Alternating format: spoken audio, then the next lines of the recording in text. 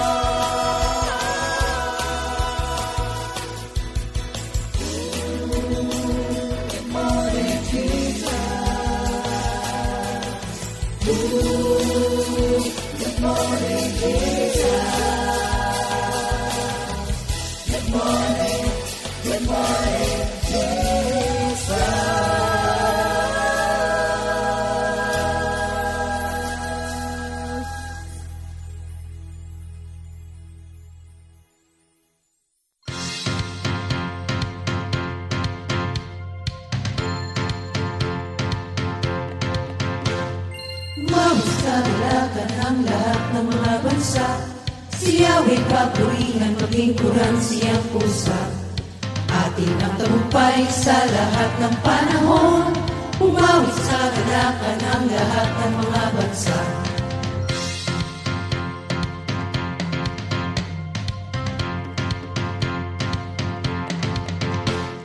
Umawit sa kagalakan ng lahat ng mga bansa. Si Yahweh papurihan, maging kurang siyang pusa. Atin ang tagumpay sa lahat ng panahon, umawit sa kagalakan ng lahat ng mga bansa. O si Yahweh ang ating Diyos, ito'y dapat na malaman mo. O si Yahweh ang ating Diyos, ito'y dapat na malaman mo.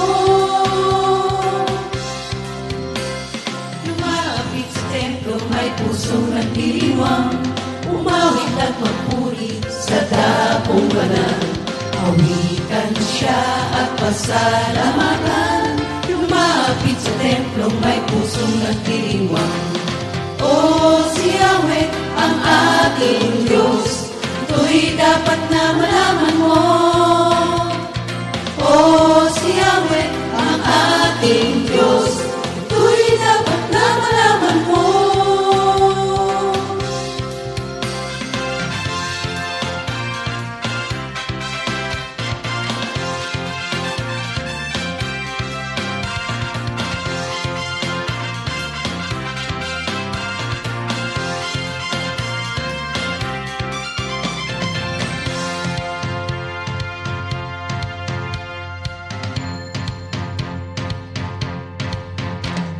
Lumapit sa templong may pusong nagdiriwang, umawit at magpuri sa dapong banal. Awitan siya at pasalamatan, lumapit sa templong may pusong nagdiriwang. O si Yahweh ang ating Diyos, ito'y dapat na malaman mo. O si Yahweh ang ating Diyos, ito'y dapat na malaman mo. Ito'y dapat na malaman mo.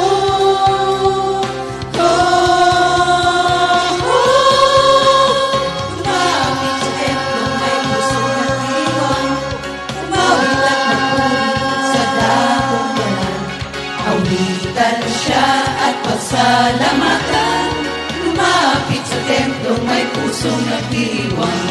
Lumapit sa templong may pusong nagdiriwang, lumapit sa templong may pusong nagdiriwang.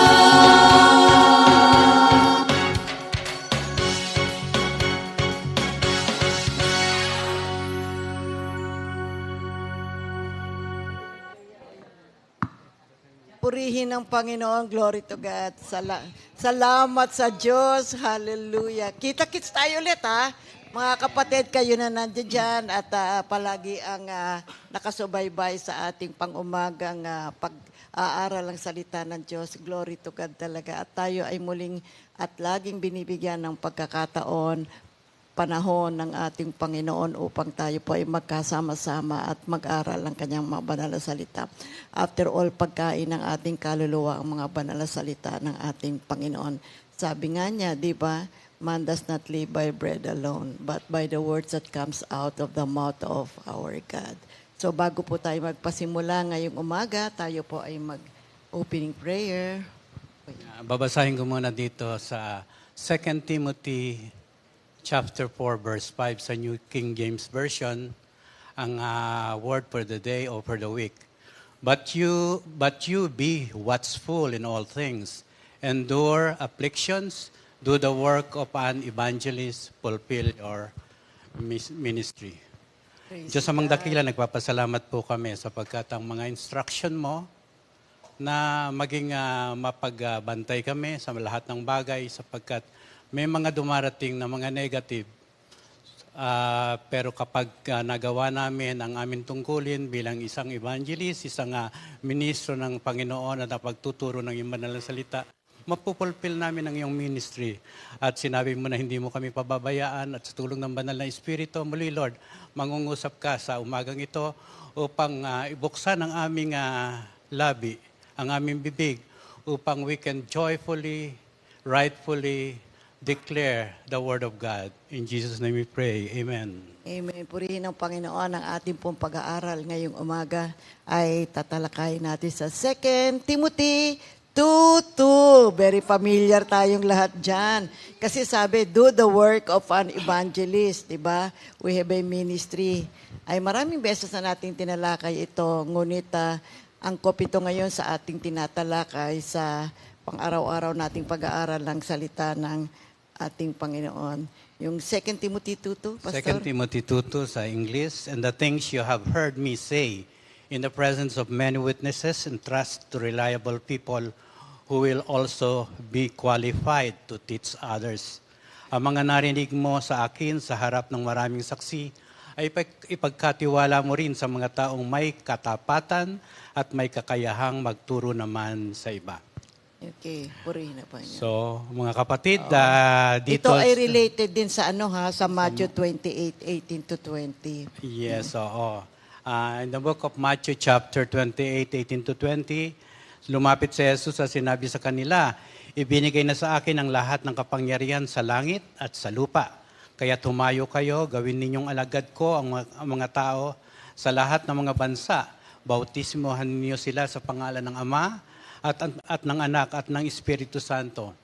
Sa 20, turuan niyo silang sumunod sa lahat ng iniutos ko sa inyo.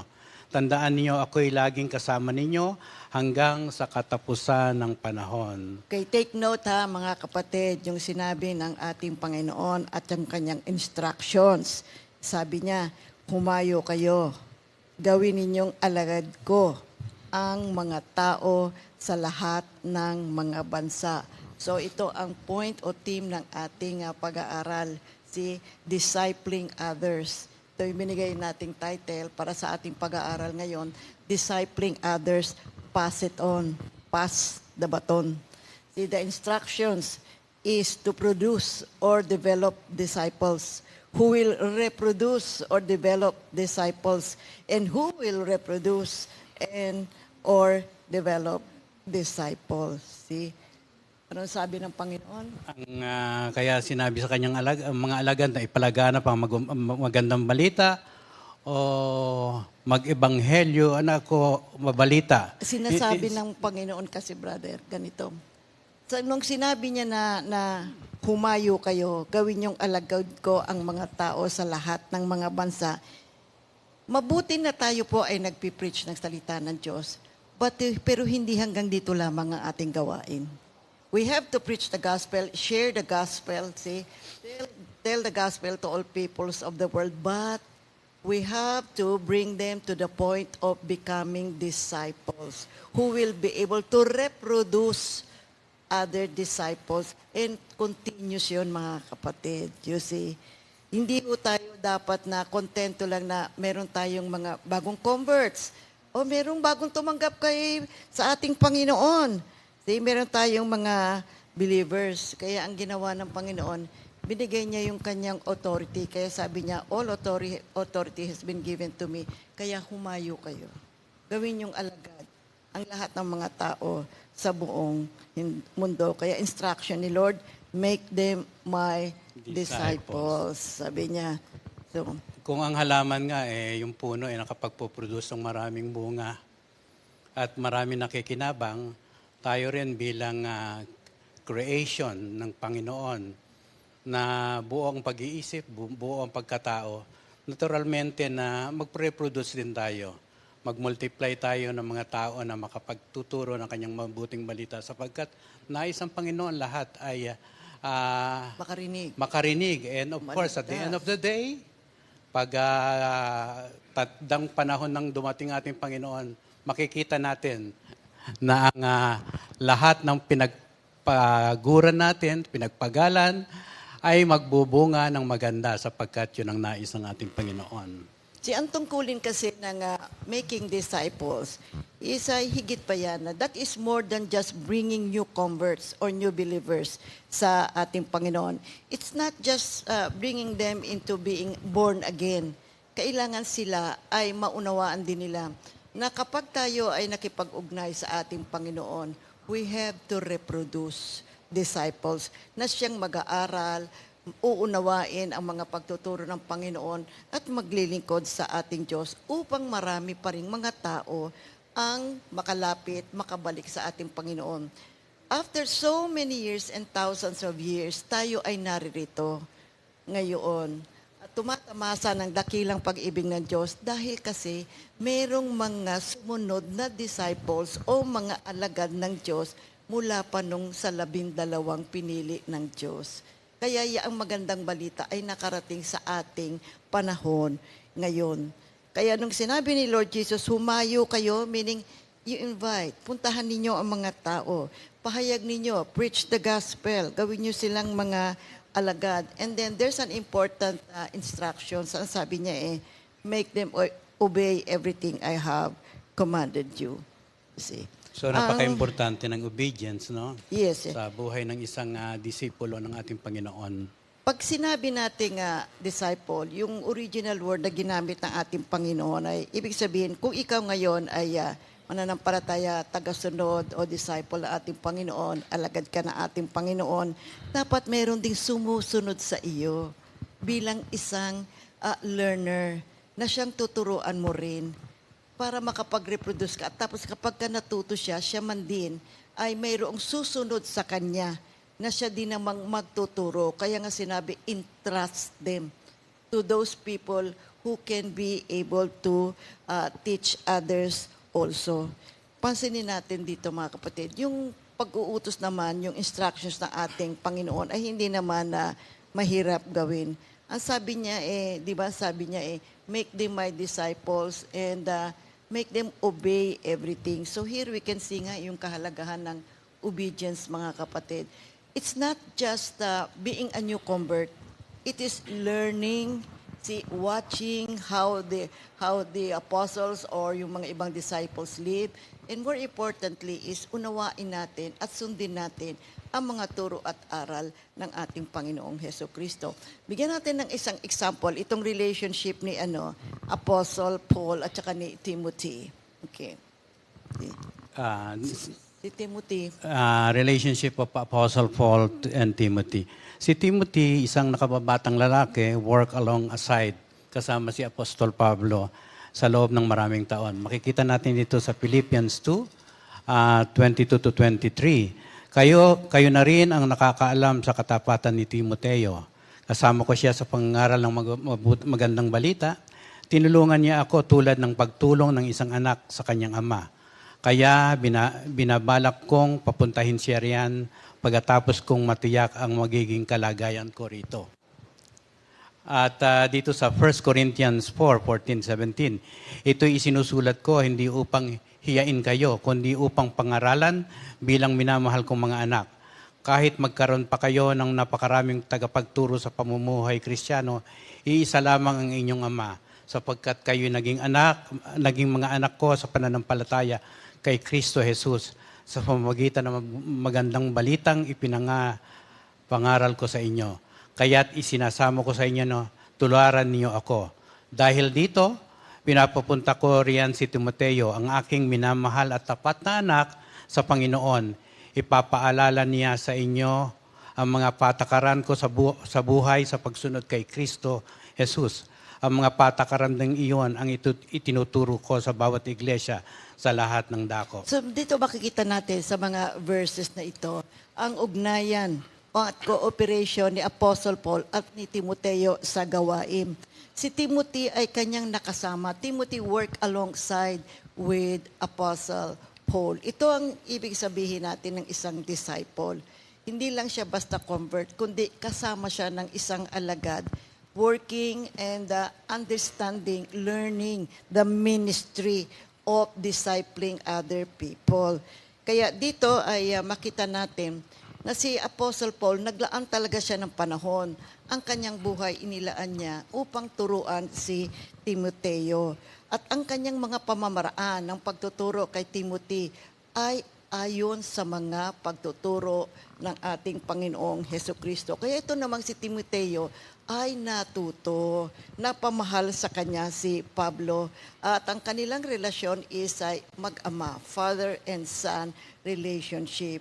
Kaya nang makita ni San Pablo na si Timothy ay natuto, ay nagtiwala siya na si Timothy ay ipadala sa Korinto.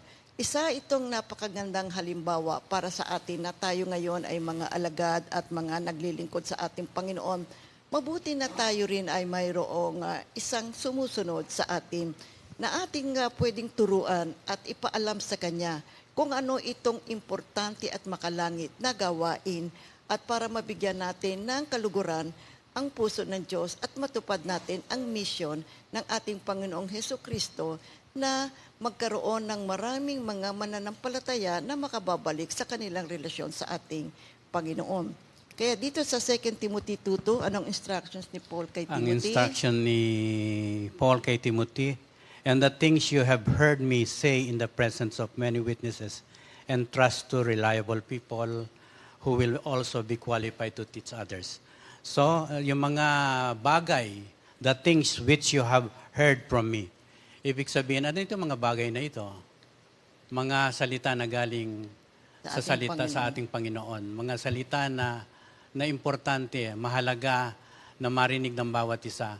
Kaya nung nagtuturo si San Pablo, narinig ito ni Timothy. Mataman niyang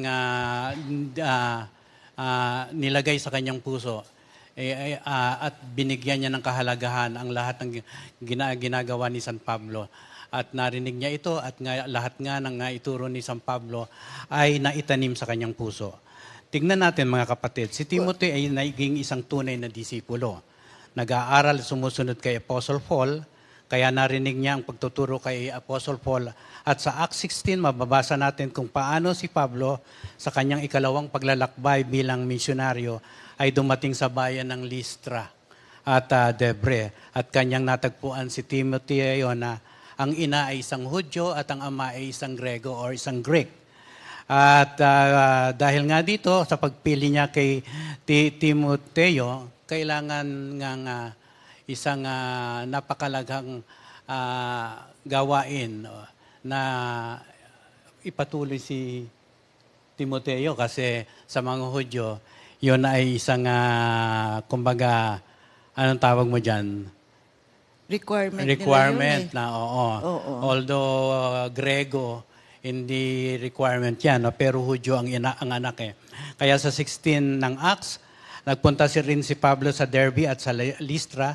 May isang alagad doon na ang pangalay Timoteo. Ang kanyang ina ay isang mananampalatayang Hudyo at ang kanyang ama na may isang Grego. Mataas ang pagtingin ng mga kapatid ni sa Lystra at sa Iconio kay Timoteo. Ibig isama ni Pablo si Timoteo kaya tinuli niya ito alang-alang sa mga Hudyo sa lungsod na iyon. Dahil alam niyang lahat na ang kanyang ama ay isang Grego. Kaya naging disipulo ni Pablo si Timoteo at sumama ito at natuto ito at mula noon ay ginawa niya itong isang disipulo ng ating Panginoon. Kaya napaka-importante na tayo man sa ngayon mga kapatid, sino ang napipili niyong dalhin sa inyong pagtuturo? Umisip na kayo ng mga tao na available, willing and obedient na isama. Yung bagang maaari siguro sa youth, pumili tayo mga kapatid. Na kung lalaki ang piliin natin. Kung babae naman nagtuturo, babae. Tingnan natin ang kanilang availability sa oras. Sa isang linggo naman siguro, maski nagtatrabaho yan makapagbibigay yan ng oras sa ating Panginoon. Yun siguro muna natin umpisahan. Isama natin at habang naririnig tayo, kung talagang pinili siya ng ating Panginoon at marunong magturo at sumunod sa ating Panginoon, makikita natin ang galaw ng Espiritu sa ating buhay at makapagputos tayo ng isang disipulo. When Paul discipled Timothy, so nakita niya na natuto si Timoteo, now nagbibigay ng instruction si San Pablo kay Timothy na mag-disciple ka din ng iba. Ikaw na ngayon ay natuto, ikaw naman din, turuan mo ang ibang tao. So unang-una, ang requirement natin dito, ayon sa atin sa 2 Timothy 2 verse 2, is you must first be a disciple yourself. Kasi doon sa binasa natin sa verse 2a, the things which you have heard from me. Meaning to say, si Timoteo ay nag-aral, nakinig, at binigyan pansin, inobserve ang mga pagtuturo, pagkilos at uri ng pamumuhay ni San Pablo. At siya naman ay natututo. At ito ang nais ng Diyos para sa ating lahat. Tayo ngayon ay lahat tayo maging alagad at maglingkod tayo sa ating Panginoon. You know, ang salitang disciple, it means nangangahulugan ito ng isang mag-aaral or learner. Ito ang inuutos ng Panginoon sa ating lahat. The Great Commission sa Matthew 28:18 to 20. Na tayo ay humayo at gumawa, make them my disciples, gumawa ng mga alagad. Mabuti na merong mga new converts, mga new believers, mga taong nag-decide na lumapit at bumalik sa ating Panginoon. Pero higit na mabuti that we bring them to a level that they themselves will be discipled and be able to reproduce also other disciples. See, kailangan ito, importante ito for the continuity ng pagtuturo ng aral ng ating Panginoon. At hindi lamang basta making them the disciples, there is an important word there, obedience. Make them obey everything I have commanded you. You know, madaling maghikayat, mag-invite ng mga tao, or it's even easy to fill out an application form to become a Christian. You know, I want to belong to your group, or here is my application form. Pero mas mabuti po at higit na mabuti na maunawaan ng isang new convert na kailangan ma-reach niya yung level na siya ay sumusunod sa ating Panginoon at gumagawa ng mga pag-uutos ng Diyos at mag-disciple din ng ibang tao. Mahalaga po ito. Now, decision has to be made to be a Christian, but it is not enough to be converted to Christianity. A new convert must understand that he needs to be a learner under a master, and then observe the teachings, the commands of our Lord Jesus Christ, thereby become a disciple and reproduce another disciple. See? Minsan marami tayong itinatanong sa mga tao, di ba? We ask them, "Uy, ilan na ang nadala mo? Ilan yung na-invite mo? Ilan yung nabaptize natin ngayon?" Marami tayong minsan ganyan ng ating mga pananaw. You see?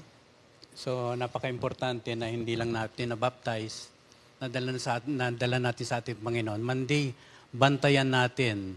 Unang-unang ating sarili, kung nakagagawa ba tayo ng bagay na ipinag-uutos ng ating Panginoon to reproduce a disciple. Sa mga tinuturuan natin, mataman natin tingnan kung sino ang pwedeng magturo, pwedeng maging alagad ng Diyos. Kailangan lang na mataman natin, kumbaga sa isang empleyado, kung 12 yung empleyado, meron doon talaga na marunong, masipag, at promotable nga, kung tinatawag natin. No? Kaya nga yung mga kumpanya, nakatingin yan sapagkat yung mga leader, kailangan nila makapag-produce din ng leader among themselves. Ganun ang patakaran ng maski na sa mundo at sa spiritual na buhay. Most of us ask, ilan ang nadala mo? Ilan kayo na tumanggap kay Jesus? You know, mabuti yun. But there is a difference between making a decision to be a Christian and actually following Jesus. There must be an action to actually follow and live the words of our Lord Jesus Christ. Kaya nga sinabi ng Panginoon dito sa Luke 6:46, "Why do you call me Lord, Lord, but you do not do what I say?" So here God is saying, you don't have to be merely a believer or a follower. That's not enough.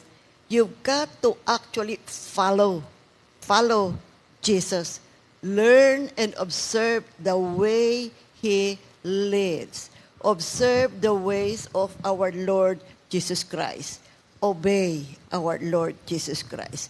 So a real disciple is one who observes what Jesus commands Ato ang kanyang mission, ano ang kanyang pananaw, ano ang kanyang kaisipan, ano ang kanyang puso. Kailangan maunawaan natin ito.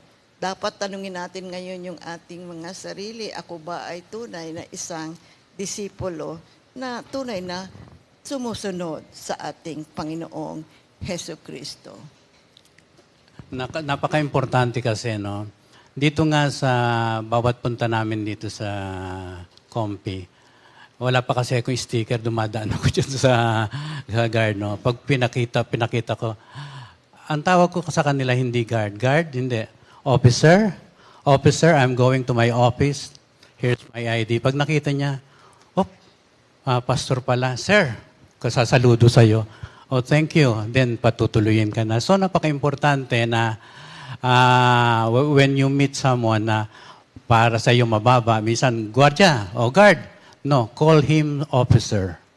Officer, I'm going to my office, here's my ID. Napaka-importanting salitang officer. So, naggagalangan. Isang paggalang. Isang paggalang, no? Oo. Kaya magugulat siya when you call him an officer. Maski na yung babae, pag tinawag mong officer, minsan babae dyan yung guard, no? Pero once na marinig nila yung salitang officer, nagugulat, napapaganon, eh. So, pagbigay mo ng ID, sasaludo pa sa'yo. Uy, pastor pala ito. So, napaka-importante, mga kapatid, na doon pa lang mag-umpisa ang galangan at makikita natin sa ating pinapasulan, pag ginalang mo ang isang kararating lamang, maski na yan ay minsan magulo at maraming sinasabi, tumatayo. So, maingat tayong pagsabihan at makikita natin ang galaw ng Espiritu sa kanyang buhay. So, kailangan makita sa atin ang isang characteristics, ang tunay na pagiging alagad o disipulo ng ating Panginoon. You cannot make disciples unless you are a disciple yourself. So, kailangan personally, tayo po ay matamang sumusunod sa ating Panginoong Jesucristo. Kaya nga, hinatulan niya yung mga iskriba. Sabi niya sa Matthew 23, you are blind guides, leading the blind so that both of you will end up in a pit. So, meaning to say, paano ka makapagdadala ng mga tao at gagawin mo silang mga disipulo when you yourselves is not a real disciple. So again, we have to make this clear. A true disciple of God is the one who really and truly follows our Lord Jesus Christ. Sumusunod sa Kanya. Ino-observe ang mga pagkilos ng ating Panginoon. After all, tayong mga alagad ng Diyos, we have to be like Christ. Yan ang purpose ng discipleship. We have to be like Christ in thoughts, in words, and in deed. So halimbawa kung sa prayer time. Sa prayer time, kung tuturo ka ng pray ka. Oo. Kung hindi ka naman prayerful. Oo nga, mahirap Mahirap ituro. magturo. No? Oy, pray kayo mga kapatid, laga kayo magpe-pray. Kung naman hindi ka naman prayerful na tao. You see? Then, magturo, pero nakikita naman na hindi ka marunong magturo. So, kapag may mga application na gusto niyang maging worker ng ating Panginoon, tanungin muna natin, ano ba ang strong points mo? Pag sinabing strong points, marunong ka bang manalangin? Nakapagtuturo ka na ba? And ano mga weak points mo? So, hindi na iimik yan sapagkat pag sinabi mo nga nakapagtuturo ka na ba, marunong ka manalangin, so para sa kanya, hindi ko pa yata nagagawa ito. So makikita mo pa lang sa iyong interview sa kanya ay hindi pa sanay. So kailangan pang alamin at pag-aralan kung pwede mag-fill up ng application pero yung mga susunod na bagay ay kailangan pang bigyan ng mahalagang decision making. Ikalawa, so yung una, you have to be a disciple first. Now, ikalawa, if you are now a disciple, then your next commitment is to make disciples. You have to reproduce. Kasi sabi, entrust this to faithful men. See, kaya sinabi ni San Pablo kay Timoteo, dahil ikaw ay isang disipulo, narinig mo at natutunan mo ang mga bagay na ito mula sa akin. Ngayon, gusto kong humayo ka at ibahagi ang mga bagay na ito sa iba. Napakahalaga ng word na ipagkatiwala ha, yung entrusting. Kinakailangan ibinibigay natin ito, ang mga aralin, ang mga panuntunan ng ating Panginoon sa mga taong tapat. Ang salitang pagkatiwala ay mahalaga mga kapatid. Kasi hindi mabuti na kapag ibinibigay natin ang salita ng Diyos, ay meron talagang mga ibang tao na hindi naman ito tinatanggap. At hindi nila ito binibigyan ng halaga sa kanilang buhay o sa kanilang puso. Kaya sabi nga ni San Pablo kay Timoteo, yung sa 1 Timothy 1:18, Timoteo, anak ko. Take note ang tawag niya kay Timoteo, tawag ni San Pablo, anak ko, kasi nga meron silang father and son relationship. Yung mga bagay na ito, itinatagubilin ko sa iyo.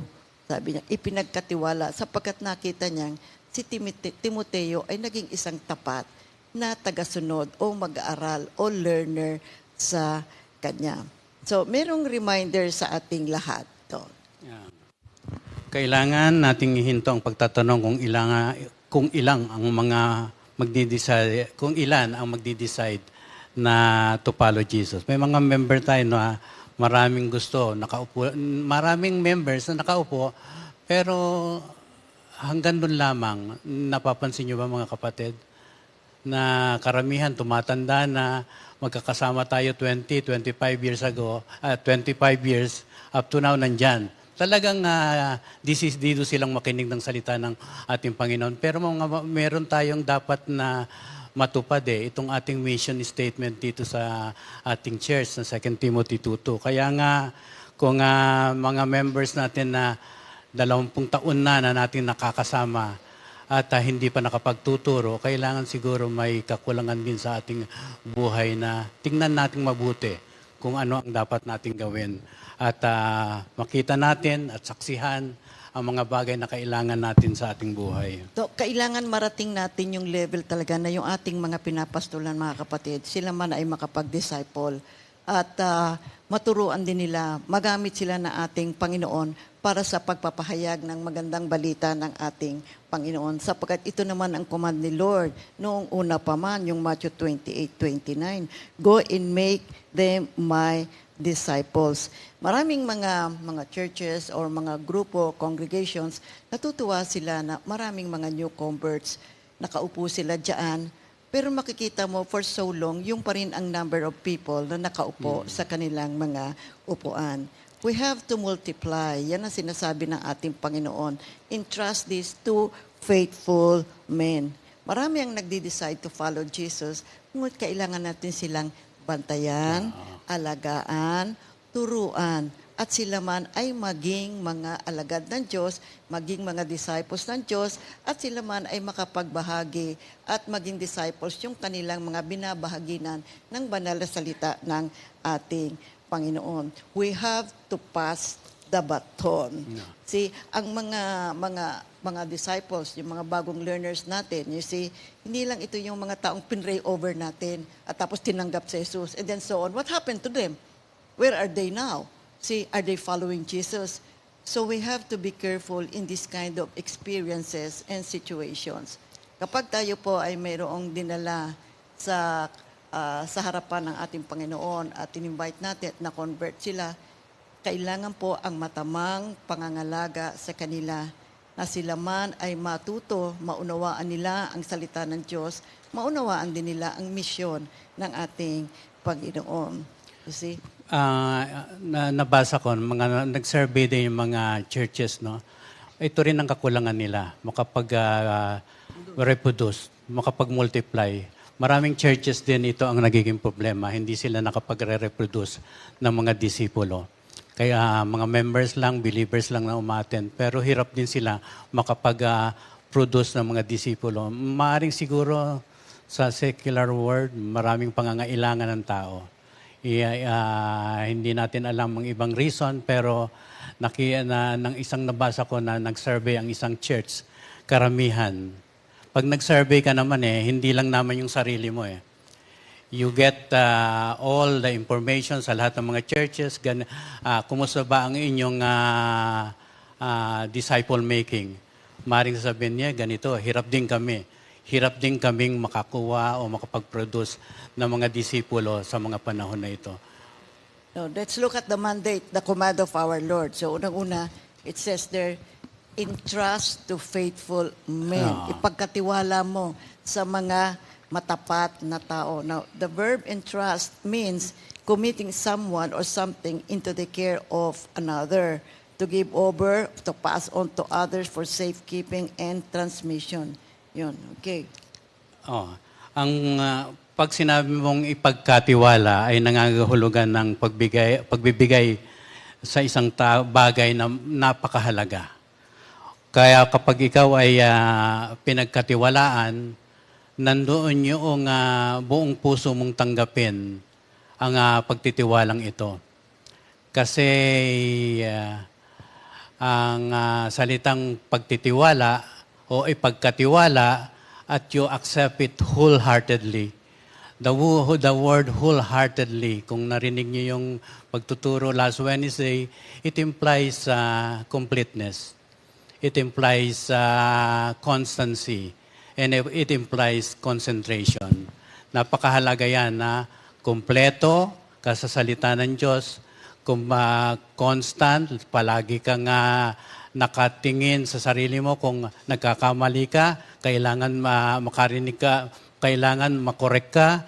And of course, complete ang iyong pagkatao, body, soul, and spirit, sapagkat yan ang ibingan ng ating Panginoon. Ang salitang ipagkatiwala ay isang pandiwang pautos at sa gayon ay isang apostolikong direktiba. Kaya it is a spiritual instruction, mga kapatid. And the praise and trust them to faithful men is not something kung gusto mo lamang ibigay. Kailangan makita mo na qualified ba itong taong ito, na pagkatiwalaan. Ang sabi nga ni Ken Hughes, entrusting the apostolic deposit to others is our God-given task and joy. Si Paul, he envisions a task. Nakikita niya ang gawain. At iniisip niya ang gawain to is a process. This is not a one-time or a yearly or several years na gawain. This is a continuous na gawain na dapat gampanan. Kaya para sa kanya, mahalaga na magkaroon tayo at mag-reproduce tayo ng mga disciples. At si Timothy ay nakakatuwa. Natuto siya mula kay Paul. So, kung ano ang ginawa, papaano namuhay at paano ginampanan ni San Pablo ang gawain ng isang misyonaryo, ay natutunan niya ni Timoteo. Kaya nung binigyan niya ng instruction si Timothy, sabi niya ganyan, yung mga narinig mo, entrust them to faithful men who will be able to teach others also. But we have to remember that Jesus is our master and our trainer. See? And our Lord Jesus Christ discipled His 12 men. Sabi niya sa Matthew 4:19, and He said to them, follow me, and I will make you fishers of men. Take note, may promise ang ating Panginoon nung siya ay nangusap nito. Ang sabi niya, I will make you fishers of men. So binigyan ni Lord Jesus itong dalawang kanyang pinili ng mga pagtuturo at ang malalim na pagsasanay. Sila ay kasama ng ating Panginoong Heso Kristo sa kanyang ministry sa loob ng 3 taon. At nang sila ay naturuan na, sila ay pinahayo ng ating Panginoong Heso Kristo. At ito naman ang kanyang layunin, turuan sila, bigyan sila ng pagsasanay, makita nila sa buhay ni Kristo ang ibig sabihin ng gawain sa Panginoon at ito ang kanyang layunin. Nang sila ay matuto, kailangan sila ay humayo. You see, manghuli ng mga tao, win these people to God, bring them all to the kingdom of God. Marami pa pang dapat na matutunan tayong lahat, maging itong 12 disipulo tungkol sa mga tao. People are of different races. People are of different characters. We have to learn about the different actions and movements at mga ugali ng mga tao. At kailangan matuto din tayo tungkol sa mga pananampalataya at mga pagtutulungan na bilang mga magkakasama na humahayo ng banal na salita ng ating Panginoon, and that means teamwork. We need to be one in doing the mission of our Lord Jesus Christ. We need to be one. We have one mission, one heart, one mind, one goal. But above all else, our Lord Jesus Christ is our master teacher and our trainer. Just as Jesus is the master trainer, si Paul naman was a trainer of man. Okay. Sinanay at tinuruan ni Pablo si Timoteo at si Tito, si Titus. Si Tito, naging bahagi sila ng kanyang buhay, kasama niya sila at pinagkatiwalaan. Mahirap na trabaho, subalit nakita nila ang kahalagahan ng salita ng ating Panginoon. Kaya tinawag niyang anak si Timoteo. Paul and Timothy ay nagkaroon ng relasyong father and son relationship. Ito ang pinakamalalim na relasyon sa mentoring na tanggapin mo bilang isang anak ang iyong tinuturuan. Kasi ang isang anak, pag nagkamali, tutuloy mo pa rin ang pagtuturo. Mabibigyan mo siya ng instruction, ng guidance sa kanyang buhay. Kaya alagaan mo siya hanggang lumaki, pakakainin physically and pakakainin spiritually.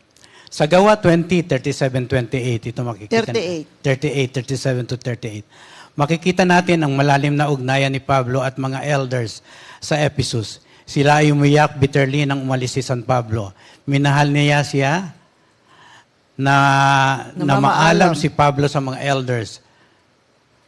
3 taon, mahirap at kamanghamanghang taon siyang kasama nila sa Ephesus sa pagtuturo, pagpapayo, pagpapatibay, pangangatwiran, pagpapagaling at pagliligtas sa mga tao mula sa mga demonyo. Sa lahat ng mga lunsod na binisita niya, posibleng siya ang gumawa ng pinakamalaking epekto sa Epeso. Pumasok siya sa lunsod na puno ng mga demonyo, pangkukulam at pagsamba sa mga idolo. Marami ang naging experiences ni San Pablo sa Efeso, ngunit ngayon ay papunta na siya sa Jerusalem at si Paul ay nananalangin kasama. Dito makikita natin yung relationship ng isang alagad sa kanyang mga tinuturuan.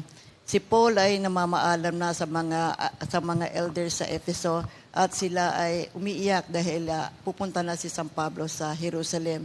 Ganun na lamang ang kanilang pamimigati sapagkat hindi na nila makikita muli si San Pablo. So nakita natin ngayon yung deep relationship nila sa isa't isa. Yan, sa Gawa 20 verses 37 to 38. Dito naman sa Acts 20, 36 to 38. You see, sa pagkasabi nito, lumuhod si Pablo at nanalangin kasama nila. Silang lahat ay umiiyak at yumayakat at humahalik kay San Pablo. Sa labis nila nga pamimigati dahil hindi na nila muling makikita si San Pablo at siya ay inihatid nila sa barko. You know, ang ating Panginoon ay nagbibigay ng mga certain gifts to men to equip them for service. Kaya yung Ephesians 4:11 to 12. Okay. Ephesians 4:11 to 12.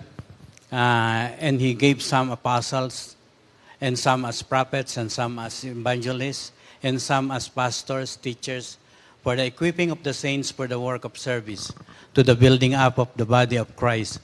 This passage deals with the equipping of the saints, but in 2 Timothy 2:2 refers to a select group of people who will be trained to teach others the gospel. So, mga kapatid, when you entrust to faithful men who will be able to teach others also, kailangan i-equip natin ito. Hindi lamang tayo nagturo, binuka ang ating bibig, mandi may mga gagawin tayong equipping, character building, and of course, ang salita ng Diyos ay napaka-importante. Sapagkat hindi naman natin dito magagawa personally on our own, kaya nga binigay ng ating Panginoong Hesukristo ang banal na Espiritu upang siyang magturo at magbigay at mag-equip ng mga taong kanyang madadala sa kaharian ng ating Panginoon. So yung instruction ni Paul kay Timoteo, entrust to faithful men who will be able to teach others also. So, Ano ba ang salitang faithful? matapat, trustworthy, reliable, dependable. Ano ba ang karakter na hinahanap natin sa mga bibigyan natin o pagkakatiwalaan natin ng mga banal na salita ng ating Panginoon. Ang ibig sabihin ng tapat, yung mapagkakatiwalaan mo, maasahan mo talaga sila. You see, ito yung mga taong kapag binigyan mo ng gawain, ay matapat nila itong gagawin. At tapat sa kanilang pangako na kapag sila ay nangusap na ako ay maglilingkod at sa ating Panginoon, ito ay masaya at may kaluguran sa kanilang puso na kanilang gagawain. Maaasahan sila sa kanilang mga gawain na iuutos sa kanila at ang lahat ng iyan ay para sa ikaluluwalhati ng ating Panginoon. So, how do you choose a disciple? Unang-una, kailangan maging matapat. Titingnan natin kung ano ang mga kakayanan ng ating mga taong pipiliin bilang ating mga disciples. Okay. Able means physically able at spiritually able. Of course, narito tayo sa 2 Timothy 2:2. Ang tanong nyo sa akin, paano na lang yung mga taong hindi marunong magturo? Yan din ang titignan natin. Of course, nakapagtuturo tayo, may mga nasa likuran natin na tutulong sa gawain. May mga nag-aayos ng silya, may mga nagluluto para sa atin. And of course, lahat yan ay kailangan natin. And what the most important thing na kailangan natin,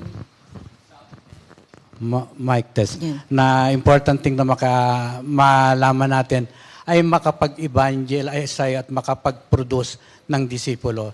Yung mga sa likod natin na tumutulong, kailangan natin yan, mga kapatid.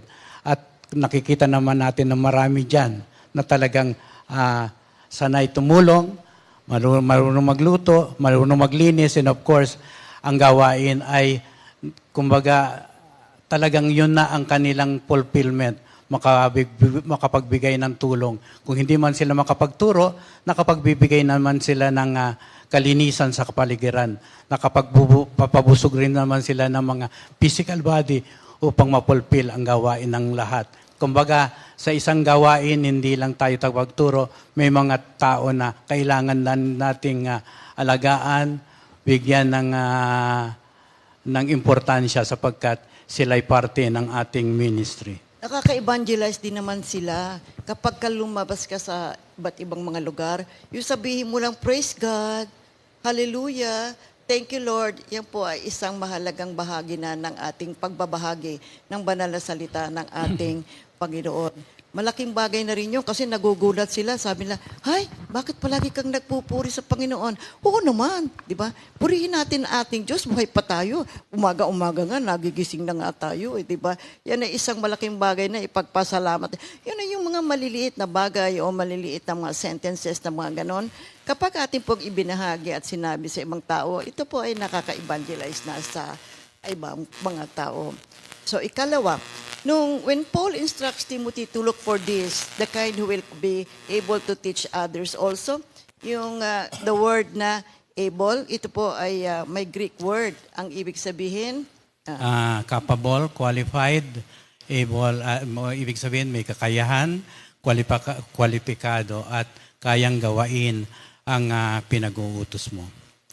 And of course, kung marunong magturo, kailangan din marunong magdasal. Ayan ay isang importanteng bagay na kailangan natin sapagkat ang ating puso ang siyang nakipag-communicate sa ating Diyos. Siyang nagbibigay ang Diyos ang nagbibigay ng kahalagan sa ating isip, sa ating puso. At once na ibuka na natin ang ating bibig, nandun na ang banal na Espiritu upang tumulong at sagutin ang ating panalangin.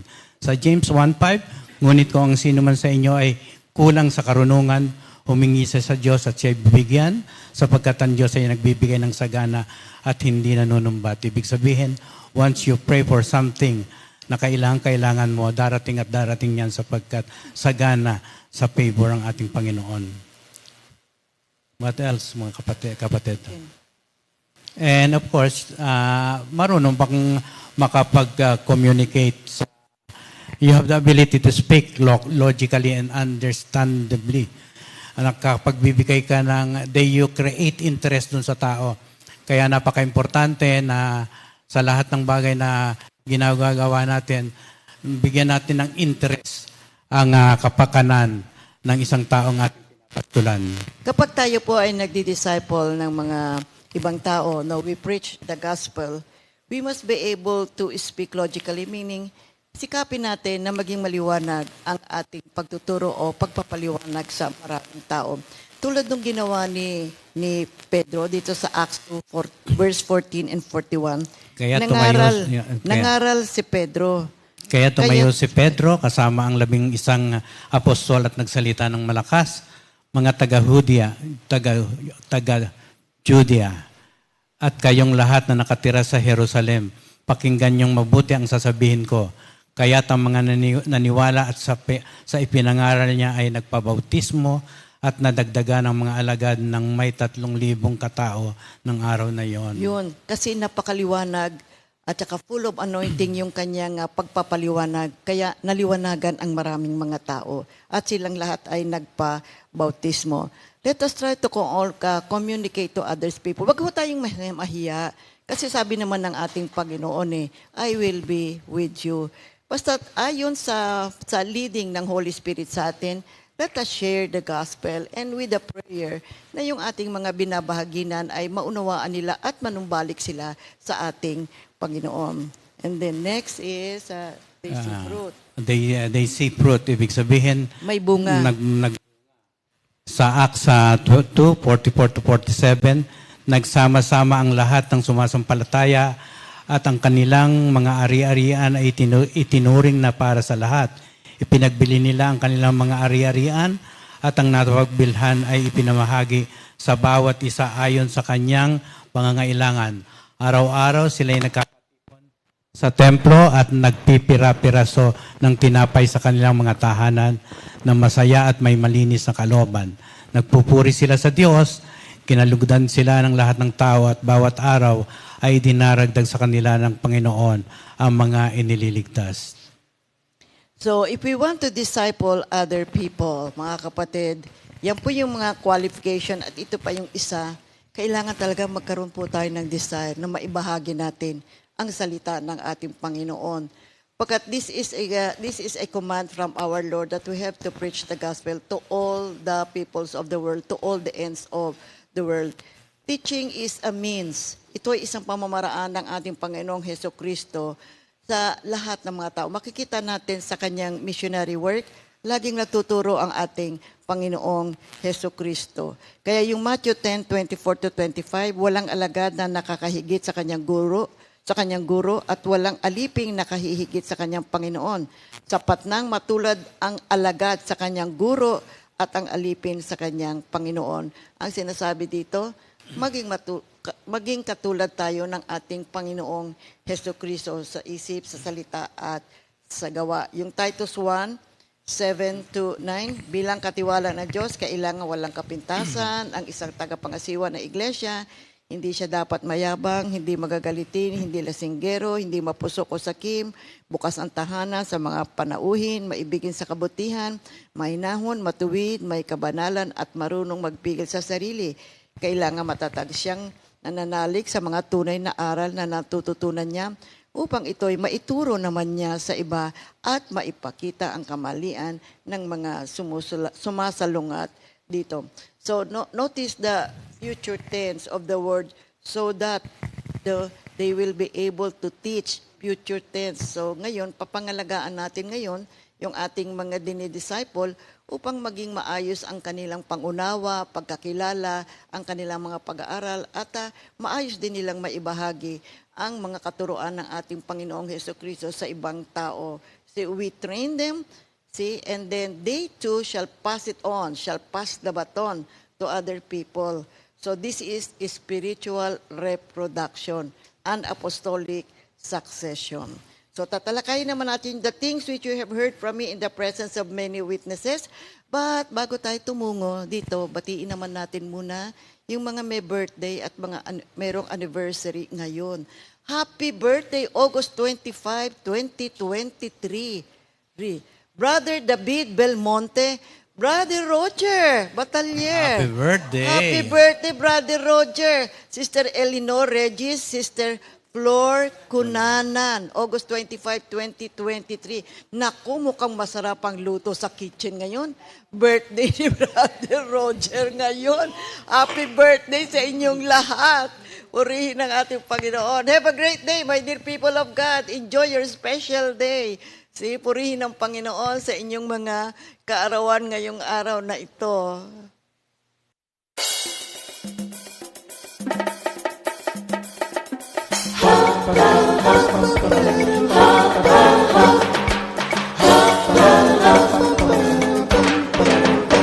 Happy, happy, happy, happy, happy, happy, happy.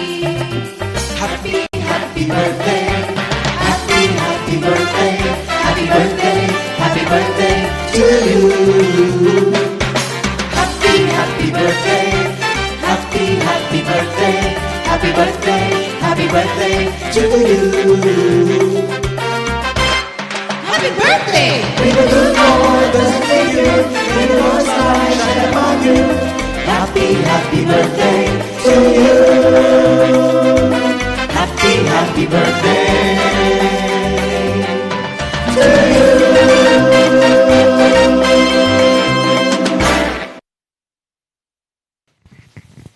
Glory to God. Pagpatuloy natin yung ating pag-aaral. These things which you have heard from me in the presence of many witnesses. Purihin ang Panginoon. Ito po yung mga pagtuturo ng ating Panginoon. Si Pablo, ang guro, apostol ng bansang Hentil. Siya ay bukod tanging ibinukod ng ating Panginoon para sa pagbabahagi ng banal na salita ng Panginoon. At sa nais ng Diyos kasi, ipahagi natin ang kanyang banal na salita. Purihin ang ating Panginoon. Kasi ang aklat na Roma ay kumakatawan sa mga bagay na narinig mo sa akin. Kaya sa aklat ng Roma, nagbigay si Pablo ng isang logical presentation ng mensaheng natanggap niya mula sa ating Panginoong Hesukristo. At kanyang itinuturo ang mga ito, ang kanyang mga natutunan, ibinabahagi naman niya sa maraming mga tao. Kaya sinabi niya sa 1 Corinthians 15:3, sinabi ni San Pablo, sapagkat ibinigay ko sa inyo bilang pinakamahalaga sa lahat, ang tinanggap ko rin na si Kristo ay namatay dahil sa ating mga kasalanan tulad ng sinasabi sa kasulatan. Dito sa Galatians 1:11-12, sabi ni San Pablo, mga kapatid, nais kong malaman ninyo na ang magandang balitang ipinapangaral ko'y hindi katha ng tao. Hindi ko ito tinanggap mula sa tao at hindi rin itinuro sa akin ng sinumang tao. Si Jesucristo mismo ang naghayag nito sa akin. So ang aklat po na Biblia ang ating instrumento sa pagpapastol ng mga tao. Ang lahat ng ating mga ginagawaan natin sa pamamaraan ng banal na kasulatan. Ginagabayan natin ang ating mga tinuturuan, ginagabayan natin yung ating mga members, yung ating mga converts sa pamamagitan ng salita ng Diyos. Pinoproteksyohan natin sila sa pamamagitan ng lahat ng mga katuruan ng ating Panginoon. Dinidisiplina natin din sila ayon sa mga nakasulat sa banal na salita ng ating Diyos. Kaya mabuti na ito ay ating pag-aralan at pinapayuhan tayong lahat na sa pamamagitan ng salita ng ating Panginoon, tayo ay nagkakaroon ng buhay. At ito ang magiging guide natin ngayon sa ating pagpapastol din at pagre-reproduce ng mga disciples. Now, how do we equip the learner or a disciple? Now, we have an acronym of the word equipping. Now, we start with the letter E. That is empowerment. Mahalaga ito, mga kapatid. Now, kapag ang isang learner or isang mag-aaral, nag-aaral siya, they need to be empowered. Kapag naturuan na sila at marunong, ganyan ang ginawa ni San Pablo kay Timoteo. Nung makita na niya na ready na si Timoteo, pinahayo na niya, pinapunta niya sa Corinto. Nakita niyo yung binasa natin kanina. Ang kahulugan ng dictionary na empower is to give power or authority to. Nang sinabi ng ating Panginoon sa Matthew 28, go and make them my disciples. bago doon sa verse na yon, sinabi niya, all authority has been given to me. So nung sinabi niya ngayon, nung kinumand niya ngayon yung go and make them my disciples, He is actually giving authority doon sa mga alagad na sila ay humayo. Nando doon ay yung empowerment at ito ay ginagawa ng banal na Espiritu. You see, kaya yung Joshua 1:9, have I not commanded you? Be strong and courageous. Do not be afraid. Do not be discouraged, for the Lord your God will be with you wherever you go. So, dito makikita natin yung pangako ng ating Panginoon. Maski doon sa Matthew 28, binanggit din ito ng ating Panginoon. Alam nyo, ang sikreto ho ng ating ministry, mga kapatid. You know the secret of our ministry? Yung the word, I will be with you. Kasi yung ating pong ginagawang mission, yung ginagawa ho nating gawain ngayon na pagbabahagi ng salita ng Diyos, ito po ay mahirap na gawain. Ito po ay mahirap na gawain. Ito po ay imposibleng gawain na nagagampanan lang natin ayon sa awat grasya ng Diyos, ayon sa the empowerment of the Holy Spirit in our lives. On our own, ano ang kakayahan natin upang mabago natin ang mga tao, upang mabuksan natin ang isip? Lahat po ng ito, mga kapatid, ay gawain ng banal na Espiritu. That's why we have to be empowered. So to equip yung ating mga new learners, we have to empower them. At yan ay nagaganap ayon sa kapangyarihan ng banal na Espiritu. So let's go to letter Q. Letter Q is pag na-empower ka na, you have a quick response, of course, no?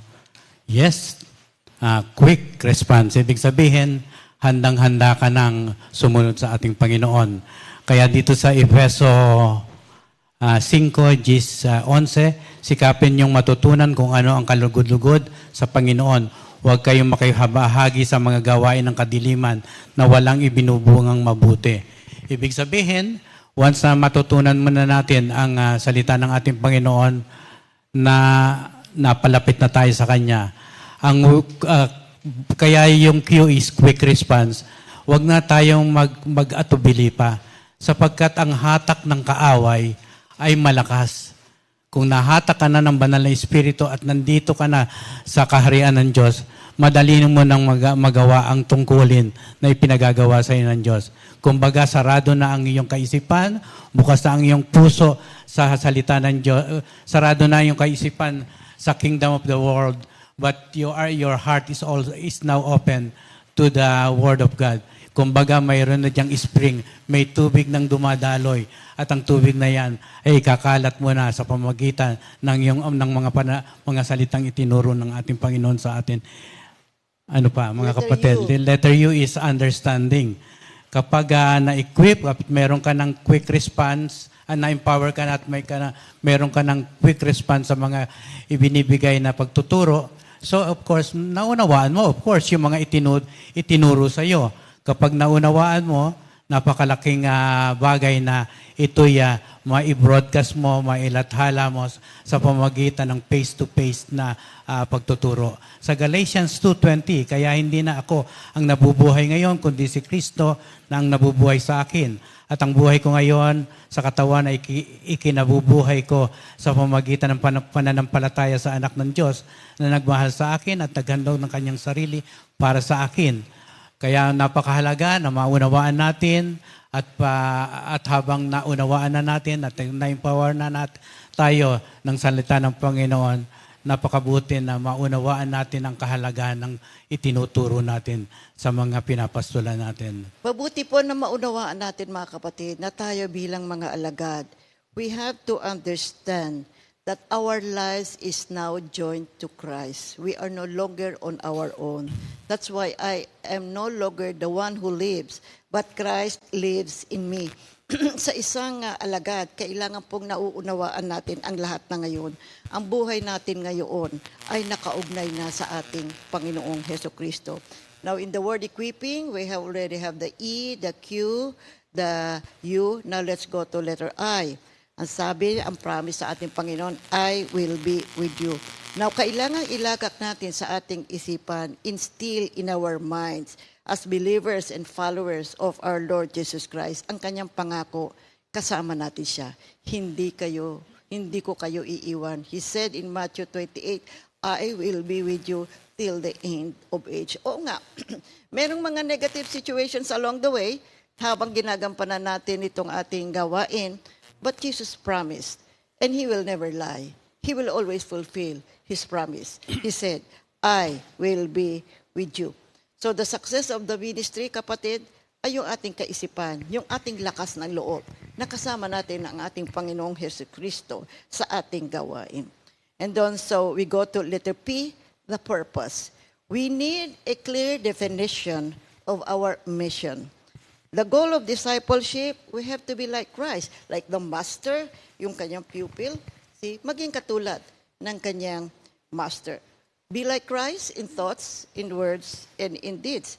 And the mission of Jesus becomes also our mission. We are equipping people, we are helping them to pursue holiness and thereby receive the eternal life that is promised by God.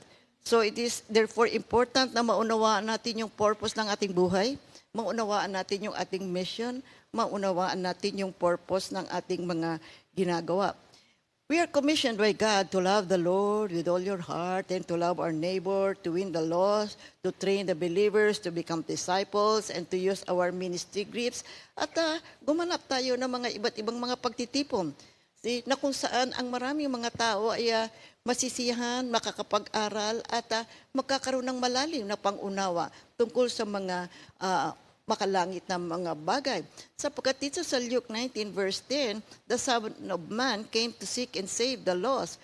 So Jesus did not only come to seek or to find those who are lost, but also to save them. And then sa letter P. Sa pangalawang P, sa equipping, dalawang P niyan . And of course, hindi mawawala yung preach Christ. Kailangan na, sinabi nga dito, what we have heard, entrust them to reliable people who will preach Christ and therefore be saved. Sa Acts 4:12, sa kanya lamang matatagpuan ang kaligtasan sapagkat walang ibang pangalan sa buong daigdig na ibinigay ng Diyos sa mga tao upang tayo ay may ligtas. Napaka-importante na malaman natin na lahat ng pinagpaguran, lahat ng natutunan natin, lahat ng dinaanan natin, mga experiences natin, mahirap, masarap, madalas mahirap, and of course, may inheritance tayong tatanggapin mula sa Diyos. Buhay na walang hanggan, makakasama natin siya. At yan ay napaka-importanting inheritance na matatanggap natin sa ating Panginoon. At wala nang iba pang makapagbibigay niyan, kundi ang ating Panginoong Jesucristo. We have to preach Christ and let all people know that Christ alone is our salvation. Christ alone is our righteousness. And then letter I. And of course, letter I is unang-una, invite. Once na ma-invite mo, you involve them sa gawain ng ating Panginoon sapagkat sinasabi sa atin sa Mark 8:27, si Jesus at ang kanyang mga alagad ay punta sa mga nayon ng Sisiria na sakop ng Pilipos. Ibig sabihin, nagsimula tayo sa Quezon City ba? Punta ng Compi. Lumaganap, napunta tayo sa North, East, West, and South. So napakalaking pagpapala ito ng ating Panginoon. At salamat, ginamit tayo. Napag-ukulan natin ng pansin ang pagtawag sa atin ng Panginoon. And of course, the glory of the Lord ay nasa atin. And of course, nagsimula ito sa ating unang mga magulang na nagtatag ng ating ng Compi Ministry. Okay. Compi Ministry. Yun sa involvement, we have to invest time and effort para ma-reach out natin yung mga tao and bring them to a deeper level, meaning to say, they too must become disciples and be able to reproduce. And then letter N, new disciples. New disciples must be taken care of. Kailangan alagaan sila. Hindi lang ho basta pinatanggap natin na ating Panginoon and then bahala na sila. No. Kailangan po alagaan sila at i-follow up sila para po lalong lumalim sila sa kanilang pakikipag-ugnayan sa ating Panginoon. And then letter G, iti disciple Letter G is, of course, letter G is God-centered. God-centered. Pag God-centered ka, may letter G pa rin. I-guide mo sila patungo sa ating Panginoon. So 1 Corinthians 12, 1 to 3. 1 to first. 1 Corinthians 12, 1 to 3. Okay, God-centered. You know, true disciple is God-centered. Nakafix yung kanyang eyes sa ating Panginoon kasi Jesus is the real master. Kaya yung Hebrews 12 verse 2, ituon natin ang ating paningin kay Jesus, sa kanya nakasalalay ang ating pananampalataya mula sa simula hanggang sa katapusan. Now, another word for G is guide. You know, love is our guiding force in pursuing our mission. Why are we doing all of this? It's because we love God, we love other people, just as we love ourselves. People need the Lord. Kung tayo man nandirito, still we need the Lord. E di lalo na yung mga ibang tao na wala sa ganitong klase ng gawain. Kasi mahalaga ngayon ito, kapatid, itong pag-ibig na to, because everything that God does is out of love. So, love is our guiding force sa ginagawa po natin, mga kapatid. Kaya yung 1 Corinthians 12, 1 to 3, sinasaad, makapagsalita man ako sa mga wika ng mga tao at ng mga anghel kung wala naman akong pag-ibig, para lamang akong kampanang umaalingaw-ngaw o pompyang na maingay. Kung ako man ay may kakayahang magsalita ng mensahe mula sa Diyos at tumunawa sa lahat ng hiwaga, kung nasa akin man ang lahat ng kaalaman at lahat ng pananampalataya, ano pat nakakapagpalipat ako ng mga bundok, ngunit wala naman akong pag-ibig, wala akong kabuluhan. At kung ipamibigay ko man ang lahat ng aking mga ari-arian at ialay ang aking katawan upang sunugin, ngunit wala naman akong pag-ibig, wala rin akong mapapala. So mahalaga po ang pag-ibig, mga kapatid, because God is love. Now, this process of engaging, equipping, and empowering, patuloy po ito. Patuloy, and this will always continue. We will always have the love of God to guide us, and the presence of our Lord Jesus Christ will always be with us as we continue to perform our mission, because Christ's mission is also our mission. So gampanan po natin itong lahat, mga kapatid, na may kaligayahan sa ating puso, na mabigyan natin ng kaluran din ang puso ng ating Panginoon. After all, He said, I created them to bring me glory. So purihin ang Panginoon, and let's do our work. Every day, let's pray to God na bigyan niya tayo ng grasya, kalakasan ng katawan, and God will always provide for all our needs sa lahat ng ating pangangailangan upang magampanan natin ang gawaing iniatang niya sa ating lahat. And remember, the 2 Timothy 2:2, ito po ang ating mission statement ng ating Comfy Ministry. Purihin ang Panginoon ko. Salamat sa Panginoon at sa tulong ng Banal na Espiritu, magagampanan natin ang mga gawain na inukol sa atin ng ating Panginoon. Lord, marami pong salamat sa oras na ito. Salamat po sa kalakasan. Nandiyan ang iyong kanlungan, nandiyan ang iyong present help. At kailangan namin ito sapagkat ang gawain mo ay napakalawak. May mga harvest na kailangan ng anihin. At may kakulangan ng mga gawa. So, sa tulong mo, Lord, makapagpuproduce kami ng mga disipulo na handang tumulong, handang magturo, at bukas ang kaisipan at puso. At very faithful sa iyong gawain. Tulungan mo kami sa mga gawain ito sapagkat ang lahat ng mga mabubuting bagay ay nanggagaling sa iyo. We continue to bless your word at sa pamamagitan ng iyong pagpapala, magagampanan namin ito ng walang kakulangan sa aming sarili. Mandi punong-puno ng pagpapala, punong-puno ng favor, at punong-puno ng biyaya sapagkat ang lahat ng bagay na ibinibigay mo sa amin ay sapat para sa aming gawain. Pagpalain kayo ng Diyos at patuloy na ingatan. Paliwanagin nawa ng Diyos ang kanyang maliwanag na muka at patuloy tayong kahabagan. Ilingap naman ng Diyos ang kanyang maliwanag na mukha at patuloy tayong bigyan ng kapayapaan. In Jesus' name we pray. Amen. Before we close, for those who have a YouTube account, you can visit youtube.com and search at Comfy Media 4713 or Comfy Media. Just click the subscribe button, watch, like, and share our videos. Purihin ang Panginoon. Marami pong salamat. God bless everyone and good morning. We have a repeat new song of the week, Were You There? Composed by Brother Ernie Akayan. Praise God.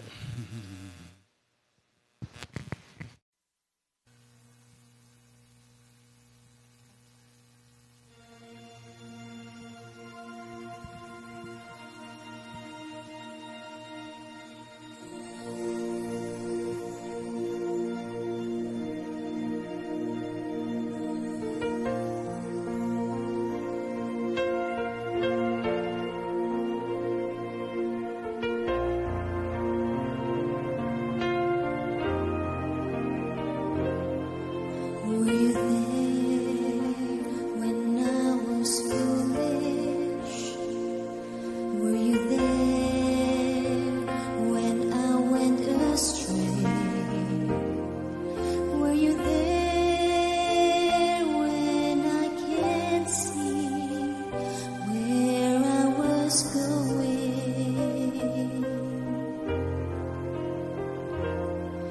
Were you there when I was in darkness? Were you there when troubles grew?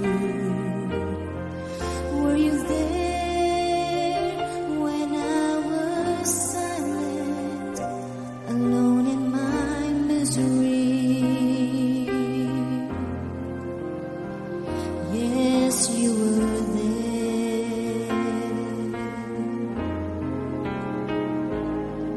You were there, holding my hands, whispering you love me. You were there, catching me before I fall.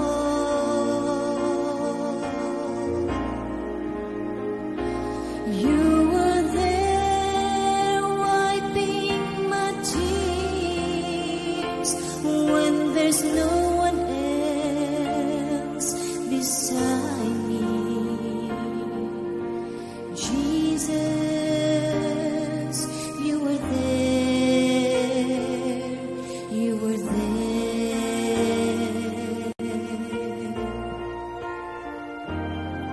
Were you there when I was foolish? Were you there when I went astray?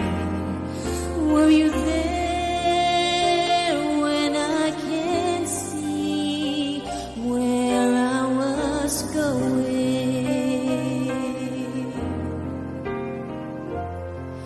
Were you there when I was in darkness? Were you there when troubles grew? Were you there when I was silent, alone in my misery? Yes, you were there.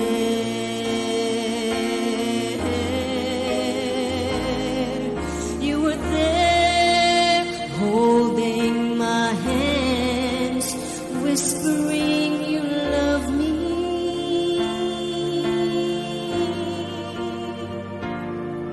You were there, catching me before I fall.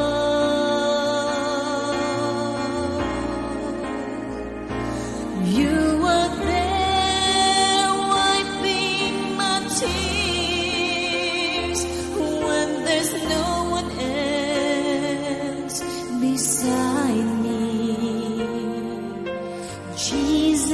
Jesus, you were there, you were there.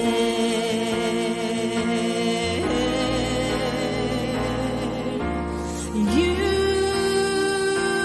never left me.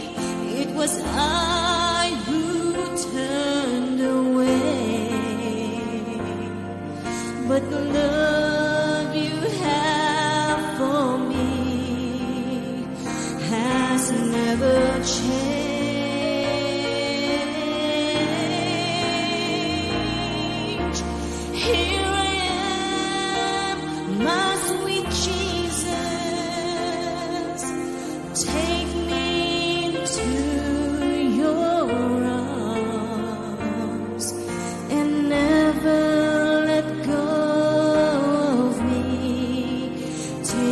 eternity.